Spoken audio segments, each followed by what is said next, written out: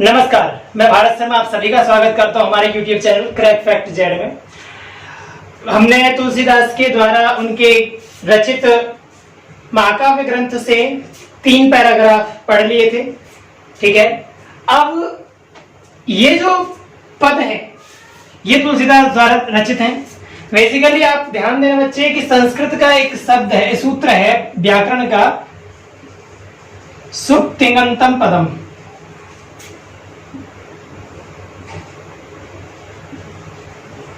ठीक है, बेसिकली वहां पर क्या होता है कि पद किसे कहा जाता है कि जिसमें सुप आदि प्रत्यय लगे हों या फिर तिङन्त कुछ प्रत्यय होते हैं संस्कृत में भी लगे हों तो उनको पद कहा जाता है। ठीक है, तो मतलब एक शब्द विशेष जिसे पद कहा जाता है। ठीक है ना, जिनमें प्रत्यय आदि होते हैं। लेकिन यहाँ पर पद का प्रयोग हिंदी में पूरे पैराग्राफ के लिए कभी नहीं किया है, तो यहाँ पर एक काव्य का रूप है। ठीक है, तो यहाँ पर वर्णन क्या है कि राम वनवास को चले गए हैं और माता कौशल्या, क्योंकि उनके पुत्र नाम थे, तो कौशल्या माता बहुत दुखी हो रही है। ठीक है, माता का जो बच्चे के प्रति स्नेह होता है उसको वात्सल्य रस कहते हैं। मैंने आपको सबसे पहले बताया था, जो सबसे पहले वीडियो थे जिसमें हमने रस के ऊपर विशेष चर्चा की थी, वहां पर ये उल्लेख भी किया था कि माँ का जो बच्चे के प्रति स्नेह होता है उसे वात्सल्य रस कहते हैं। तो यहाँ पर भी माता का राम के प्रति स्नेह है लेकिन वियोग में है, तो करुण रस के साथ साथ यहाँ पर वात्सल्य रस का कवि ने वर्णन किया है। तो कहते हैं कि जननी निरखति भानुधनुई, माता कौशल्या राम के कक्ष में, और जननी का मतलब माता, निरखति माना देखते हैं। क्या देखती है कि राम के बाणों को देखती हैं, और धनुइया माने धनों को देखती है, धनुषों को देखती है, छोटे छोटे। ठीक है, और कहते हैं बार बार उन नैनन लावते, कि बार बार उन्हें हृदय से लगाती हैं, सीने से लगाती हैं। ठीक है, और उसके बाद नैनों से लेके आती हैं, यूं करके लगाने लग जाती हैं और रोने लग जाती हैं। और क्या कहते हैं कि प्रभु जू की ललित पनैया, के प्रभु अर्थात श्री राम की छोटी छोटी पनैया माने चप्पलें, जो छोटी छोटी बचपन में पहनते थे वो फिर भूल जाती हैं कि राम वनवास को गए हुए हैं। और क्या करती हैं, कहती हैं कबहु तात प्रथम जो जाई जगावती कहीं प्रिय वचन सवारे, कि हे पुत्र, पहले कभी कभी तो उन्हें यही हो सकता कि राम को वनवास हो गया है और वो भागवती कमरे में कक्ष में जाती है, सबसे पहले पहुंच जाती है, कहते हे राम उठो। क्या कहती है, प्रथम जो जाई जगावती कहीं प्रिय वचन सवारे, अत्यंत प्रिय वचनों को कहती है, उनको उठाती कि हे पुत्र उठ जाओ, सुबह हो गई है। ठीक है, और उठो तात बलि मातु बदन पर, कहते उठो हे पुत्र, तात माने हे पुत्र उठ जाओ। ठीक है, माता तुम पर न्योछावर है, तुम जो कहोगे माँ तुम्हारे लिए वो करेगी, एक बार उठ जाओ। और क्या कहती है, मातु बदन पर, की माता तो ऐसे करके माताएं करती हैं बच्चे को देख करके। ठीक है, तो वो वाली स्थिति का वर्णन की माता तुम पर न्योछावर है।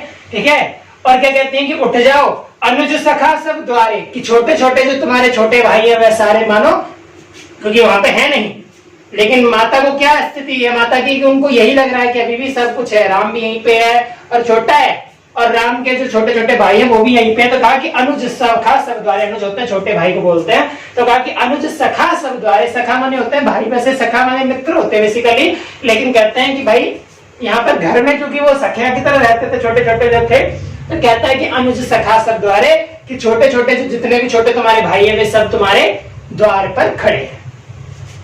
कबहू कहती हूँ बड़ी बार भई जाहूं भूप पह भैया।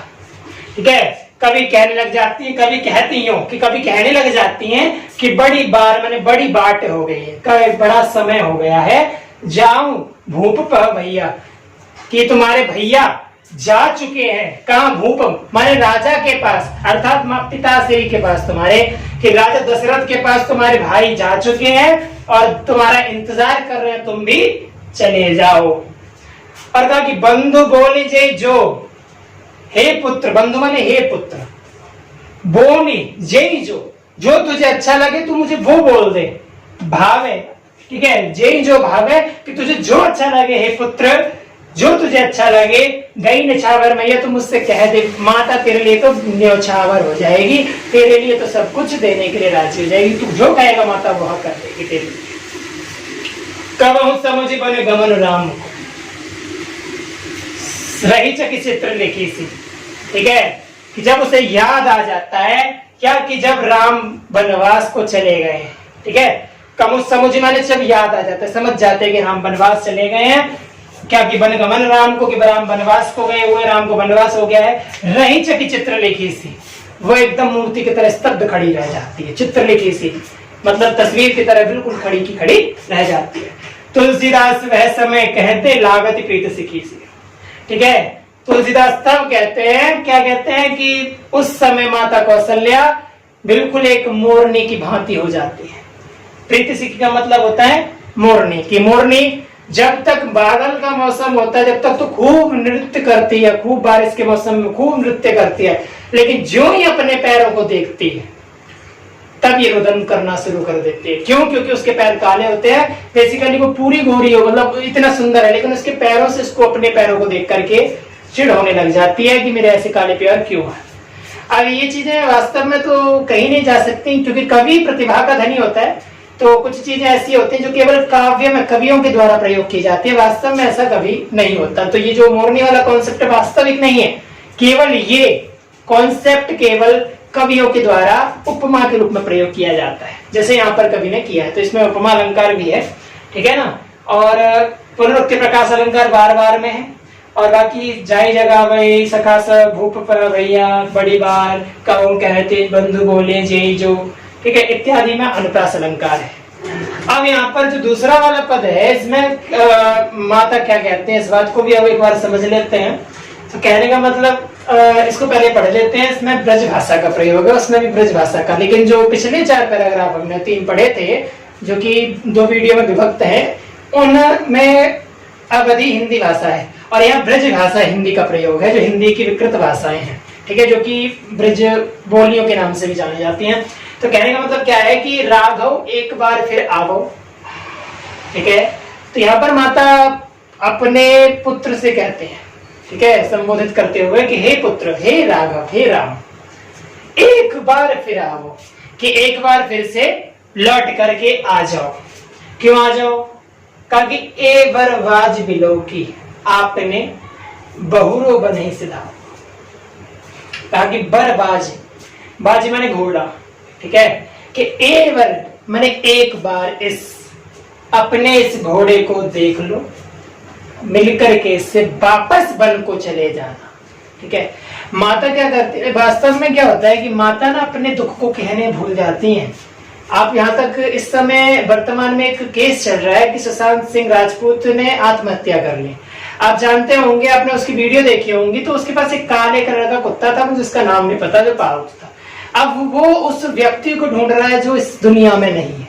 आप जानते हैं कि जानवर कितना स्नेह करता है, मनुष्य से ज्यादा फीलिंग्स होती है जानवर के अंदर, ठीक है, मनुष्य से ज्यादा भाव होता है जानवरों में। तो उस यहाँ पर घोड़ा राम को भी बहुत ज्यादा याद कर रहा है, ठीक है। और क्या कर रहा था, वो कहती है माता, तो कहते हैं बेसिकली हम इंसान दुख को सहन कर जाता है, लेकिन एक बार को जानवर अपने मालिक के दुख को सहन करने में सक्षम नहीं होता, ठीक है। वो अपने शरीर से, उसके शरीर से पता लगने लग जाता है इस बात का कि वह कमजोर होता चला जाता है, कि वह अपने मालिक को याद कर रहा है, ठीक है ना। तो कहा कि एक बार बाज बिलो की आपने बहुरो बने सिधावो, एक बार फिर से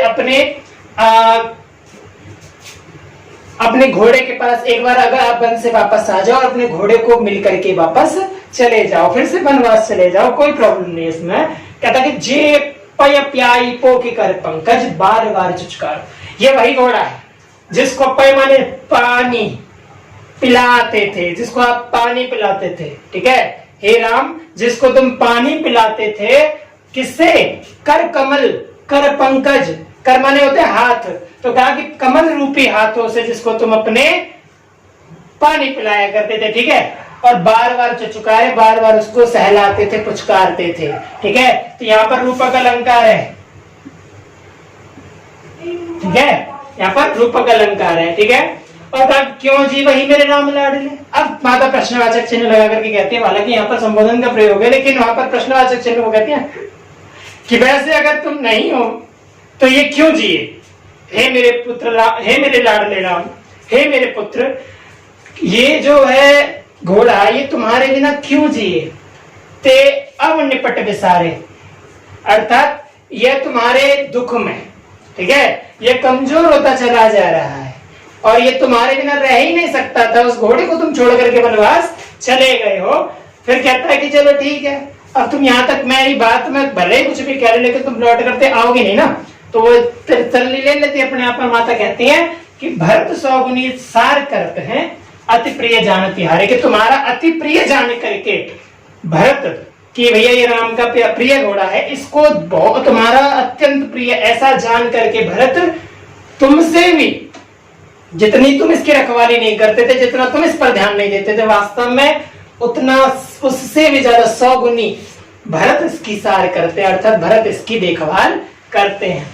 फिर भी मतलब तुम्हारे थोड़े से प्रयास से ये बिल्कुल चुस्त तंदुरुस्त रहता था, ठीक है। और यहाँ पर तुमसे 100 गुनी मेहनत करने के बाद, 100 गुनी देखभाल करने के बाद भी क्या हो रहा है, ये कहा कि तदपि दिन ही दिन होत जावरे मानहु कमल हिम मारे, ठीक है। यहाँ पर उत्प्रेक्षा अलंकार मैंने आपको बताया था कि मानव का प्रयोग हो, तो कहा कि जैसे कमल को, मानो कमल को हिम मारे, बर्फ मार देती है, ठीक है। जैसे बर्फ से कमल समाप्त हो जाता है, गल जाता है, उसी प्रकार तदपि फिर भी दिन ही दिन, दिन पर दिन होत झावरे, यह कमजोर होता चला जा रहा है।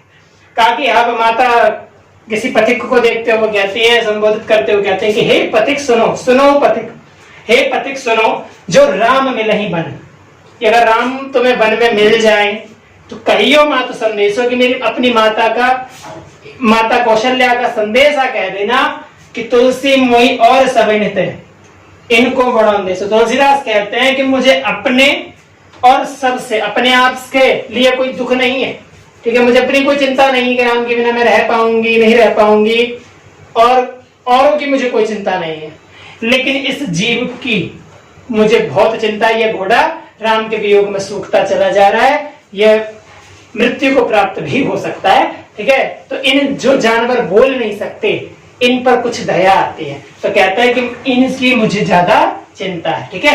अब यहाँ पर बरवाज विलोकी में अनुप्रास अलंकार है, कर पंकज में रूपक अलंकार है, पुनरुक्ति प्रकाश बार बार में पुनरुक्ति प्रकाश अलंकार है, सौगुनी सार में अनुप्रास है, ठीक है।